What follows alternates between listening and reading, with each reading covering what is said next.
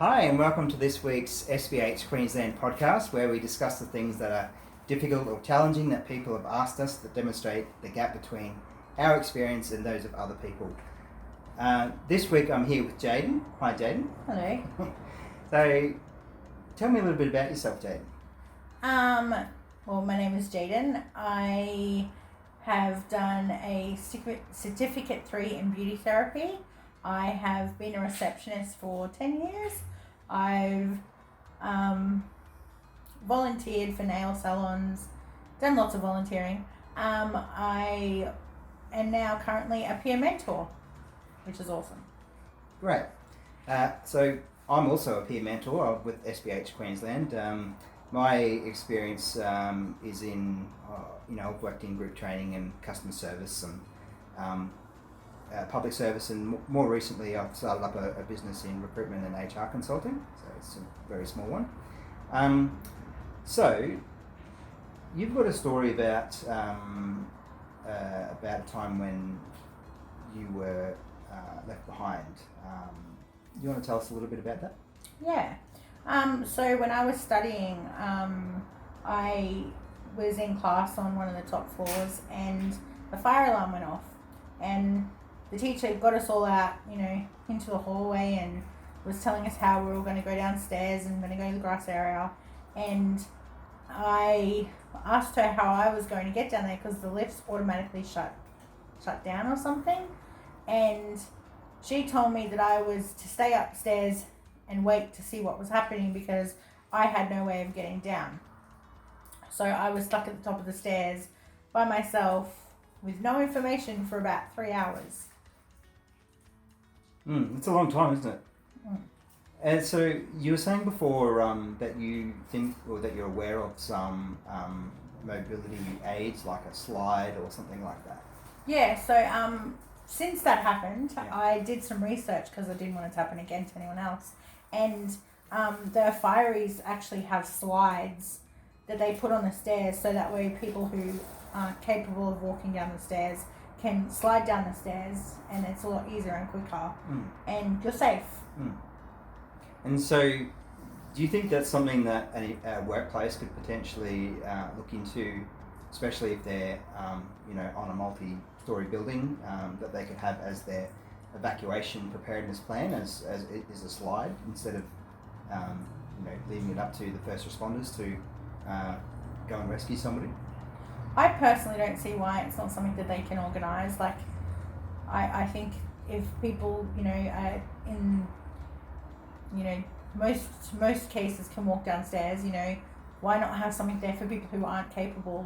It's not like we exist too. So I think it's something that they should definitely do. They should have that in all offices that have more than, one story.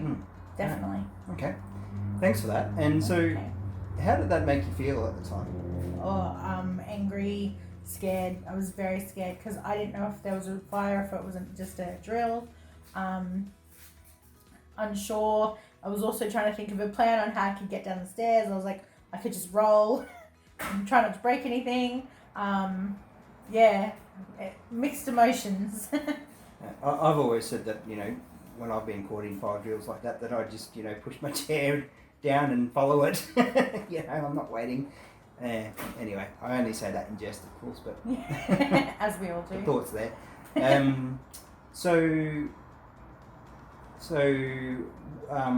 What does that say about you as a person with spina bifida and or hydrocephalus?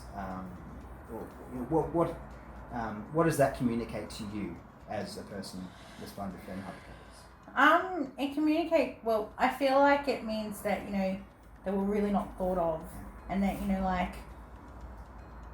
I don't know, it's just because, when we're not the normal, that they're kind of like, they just don't think of it.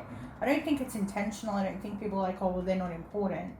I think it's just because it's not the regular thing to do that they just don't think about us. So they're not prepared for what ifs, whereas we're used to it. So we're prepared for the what ifs. I think the biggest problem is just, not being aware. It's not in people's faces enough. Okay. And so moving forward, what do you think people should do to, you know, make themselves more aware of these sort of things? And I personally think questions. Ask all the questions. I mean, there are right ways of asking questions, hence this. But, you know, ask the questions, and I think it's also up to us as people in wheelchairs, and, you know, whatever other disabilities, to also bring it up and say to them, look, what about when this happens? Like, bring it to them.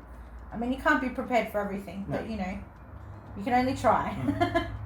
So actually, I like that point that you made about, you know, asking, you know, the person about what they think, and, you know, I think if we could just, you know, include people in decision making and in, you know, identifying potential problems and hazards, and then, you know, involve them in the problem solving process, you know, then we're on the right track, you know. All right, and okay, that's everything for today. Thanks very much for appearing on the podcast this week, Jaydon, and yeah, have a great week, everyone. Thanks. Don't forget, if you're a person wanting to re-enter the workforce who's got spina bifida or hydrocephalus, or if you're a person who employs a person with spina bifida or hydrocephalus, or you're looking to employ somebody and you've got some questions and you don't quite know how to ask them or what assistance might be available, please reach out to SBH Queensland today.